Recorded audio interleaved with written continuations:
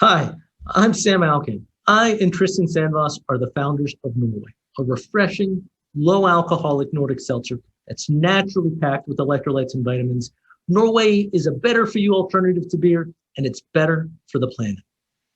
Consumers today want it all. They work hard, play hard, and are making choices to empower their health, happiness, and the environment. Yet consumers still want to reward themselves with a drink after a long day or to celebrate with friends. They're just looking for a better way to do it. The problem is that the alcohol industry hasn't given them very many options. Beer's weak answer has always been one-dimensional, low calories, like Mick Ultra. Hard seltzers have seen an opportunity here, led by White Claw, but they've only repackaged an empty calorie story, and they know it. My old employer, Miller Coors, launched a hard seltzer with antioxidants that gets close, but it's not a big enough step. We see hard kombuchas trying to answer with probiotics, but consumers find their flavors polarizing. Only Norway balances flavor, calories, while also naturally providing a level of minerals and vitamins to provide a truly better choice that the competition can't match. And it's not just a solution to a consumer problem, it's a solution to a New York one. New York is the leading producer of yogurt in the country, and a lot of it is strained, like Greek yogurt. We take milk, nature's perfect product, and turn a quarter of it into yogurt, which has all the protein, and three-quarters into yogurt whey. That whey is rich in electrolytes, vitamins, and lactose, but yogurt companies don't know what to do with it. And all that goodness goes to waste and can have a negative impact on the environment if it's not disposed of right. At Norway, we help companies recapture nature's whey and transform it into a refreshing Nordic seltzer. We ferment that whey with a proprietary process to make a replenishing, crisp, lightly fruity, low alcoholic beverage. It's a sustainable, low calorie source of electrolytes. It's an excellent source of calcium, has B vitamins, and our first two flavors are mountain berry and glacial ginger. I encourage you to pop open the bottle we sent you and taste for yourself. And for those of you watching at home, wondering what real people think, well, we asked them.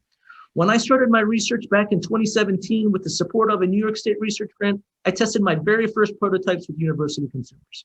And 45% of them said they would buy. Another 30% were on the fence, but for a fermented whey beverage that no one had ever tried before meant there was an opportunity. So I went back to the lab, optimized the process and the flavors, and then went to Burn Dairy and Bandwagon to market test our flavors and see if people would actually spend their money. We sold out over 1,000 pints. We were half of every tasting flight. People were buying pints, saying it was refreshing on a hot day. I remember a young woman, non-beer drinker, tagging along with her friends, had a taste, bought a pint, and then took a growler to go. I also went back to consumers to understand what was it about the Norway concept that resonated with them. And they said it was all around health and wellness. Those low calories, vitamins, electrolytes like calcium, and that balanced alcohol. And 70% of those consumers said they would buy Norway if they could find it in the stores. So how do we create Norway? Well, our first step is offering a whole whey solution to yogurt producers. We take a highly perishable whey to our co-manufacturing facility where we process it into a bulk shelf-stable package. This stops the spoilage clock and lets us manage inventory flow until we're ready. Then we can send it to a brewery, and because we have a simplified process compared to beer, our production costs are lower.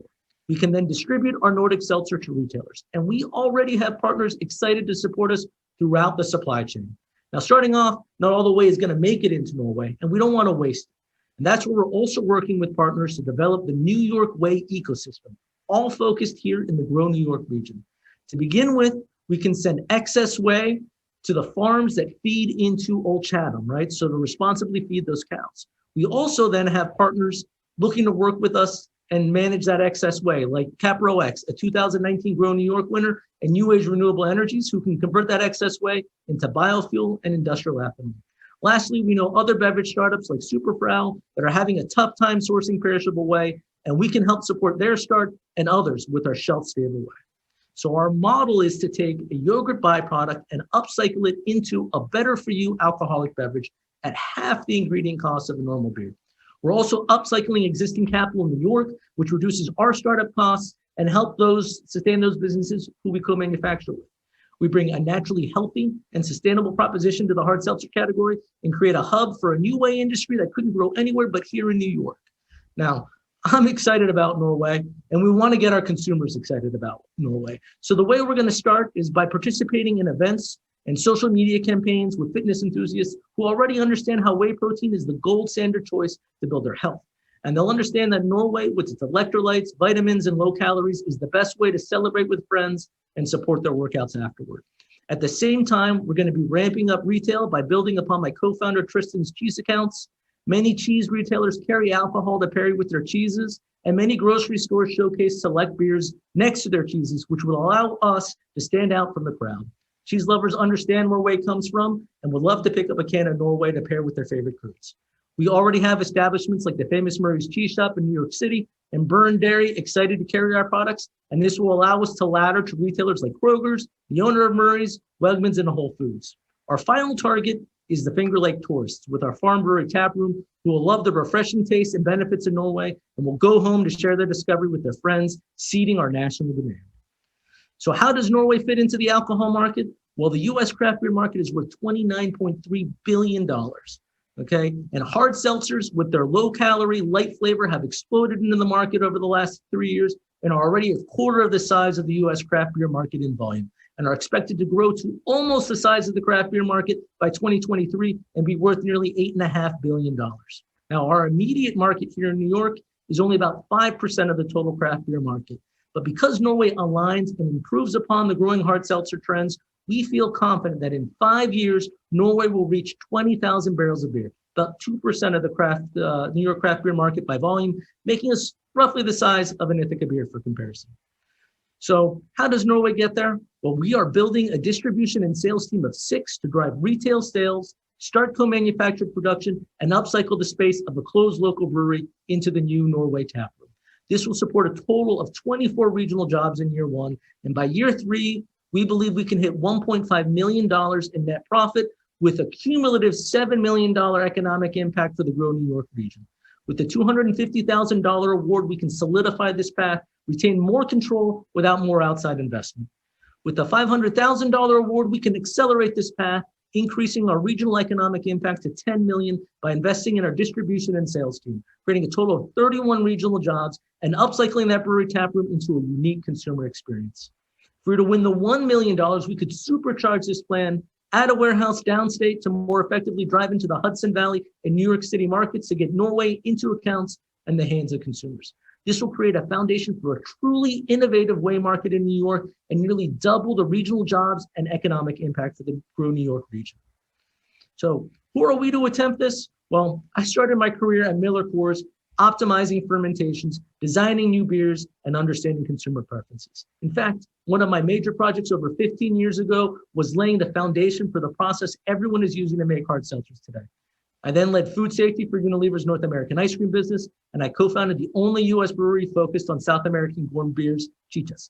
I am now a professor of dairy fermentations at Cornell University and have brought in over $1 million research dollars to develop solutions to the yogurt whey problem. My partner, Tristan Sandvoss, started First Light Creamery over a decade ago and is the sales and marketing director for Old Chatham Creamery. He's grown both into award-winning yogurt and cheese companies found in major groceries like Kroger's, Wegmans, and Whole Foods. He brings expertise in building dairy businesses powered by successful sales and marketing teams. Now, throughout our careers, we've built networks that give us access to a deep bench of expertise and perspectives. We're unlocking dairy with Dr. Mike Mikulski, who has over 40 years in the industry as the CEO of Select Milk Producers and the founder of Fairlife Milk. We're brewing away with Judd Belstock, who has over 20 years of experience in the beer industry, having led sales, marketing, and distribution strategies for international, regional, and startup breweries. We're connecting with the New York area industry and workforce through Anika Gianforte from Harvest New York, and we're navigating the legal landscape with Eric Fugett, co-founder of IP Outdoors. At Norway, we are a highly experienced team innovating the $1.5 billion hard seltzer market to deliver a refreshing, healthy solution for consumers' daily lives by leveraging a successful co-manufacturing model, which will support 24 regional jobs and deliver a positive $7 million economic impact over 3 years to the Grow New York region, which we can more than double with the $1 million investment.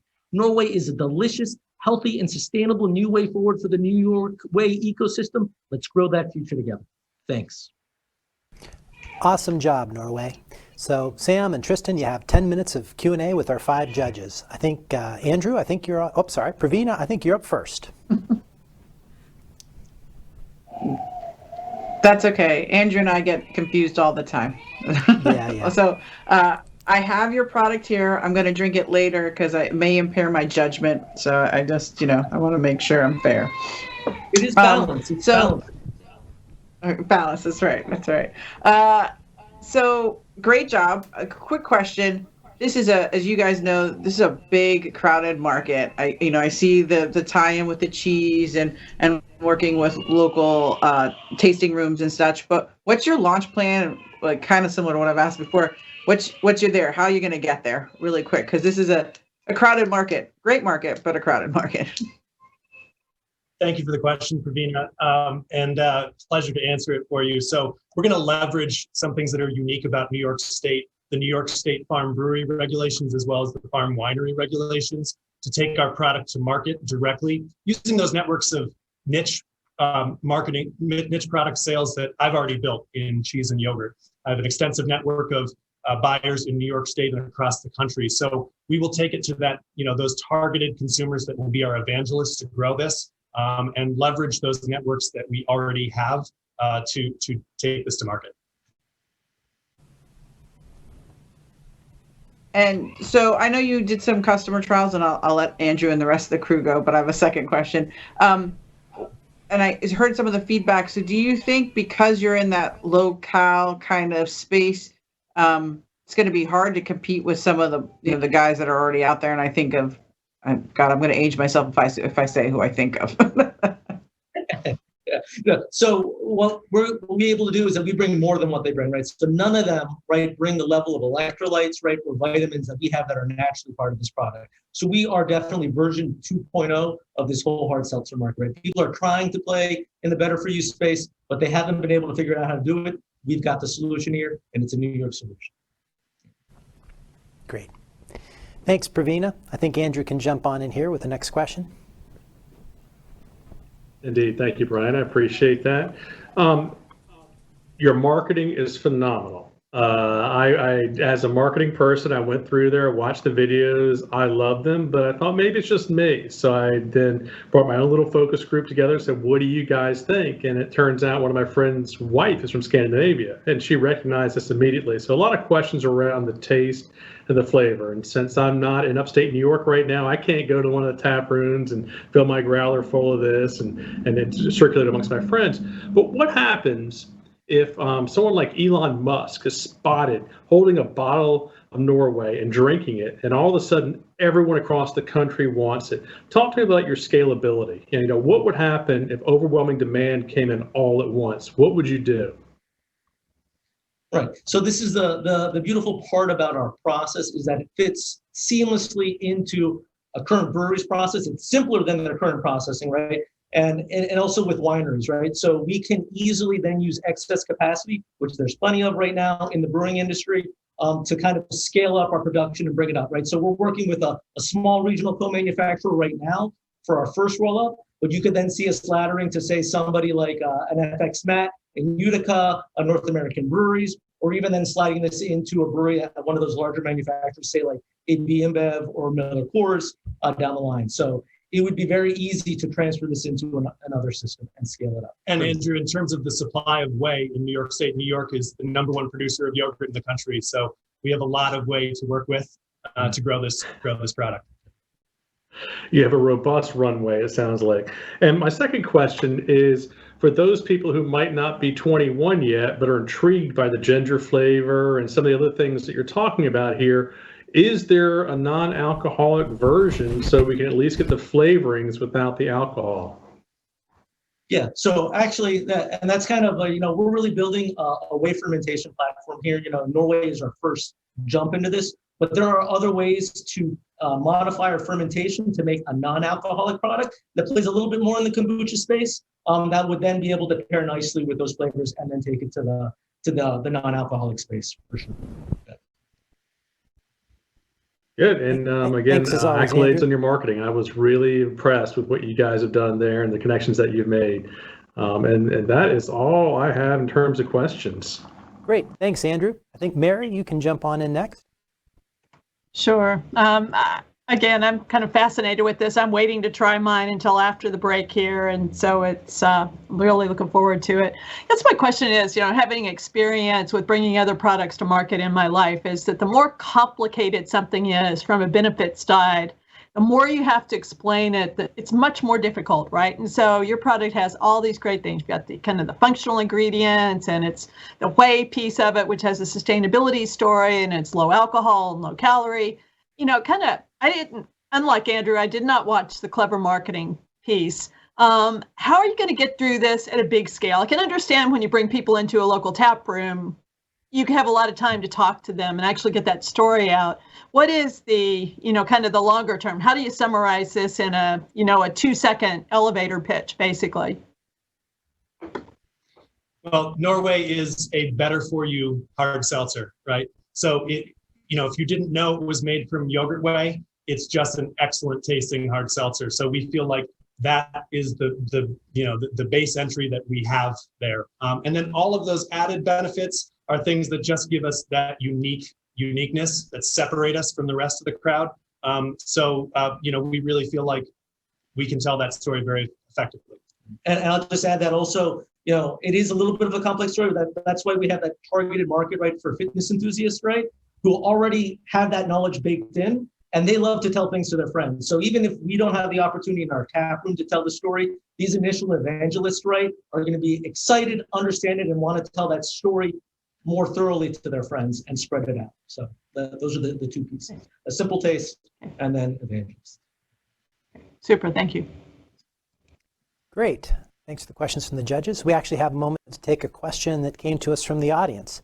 Encourage the audience members to participate in the chat. So there's a question about the retail cost comparison between this and traditional beer and perhaps seltzer as well. So where does this fit? How are you positioning this? So we will position this. It was going to retail for a slightly higher than a typical hard seltzer, right? Because this is a slightly more premium product. And for us, right, that's our positioning. The benefit for us is that our margins, right, when it comes to both ingredient costs and production costs, are lower than it is for a hard seltzer. So we get an added benefit there. But yeah, this is a better for you product. And so we're looking at somewhere between a 15 to 20% premium over the current hard seltzers in the market. Great. And one last question before we wrap up, just about the your feedstock of whey and how it is what role do you play, and how complicated is that in your supply chain to gather the whey and to stabilize it? Because I know there are some stabilization concerns there. Right. So we are working, right. We offer a whole whey solution. So we have a letter of support from Burn Dairy. We're working closely with them as our primary whey supplier right now. So we have a steady, consistent stream. And then we move it to our processing facility. Tristan, right, we mentioned, also runs First Light Creamery. They have their own pasteurizer there, and we have a process there that will then convert that highly perishable whey into a shelf-stable bulk packaged product. And then that bulk product can sit there until we're ready to use it and ferment it at a brewery down the road. So that's how we manage that whole process. Great. All right, judges, any final questions for Norway? Okay. Seeing none, I think we'll segue on. Thank you so much, Sam and Tristan. Awesome job. Good luck, and we'll see you soon.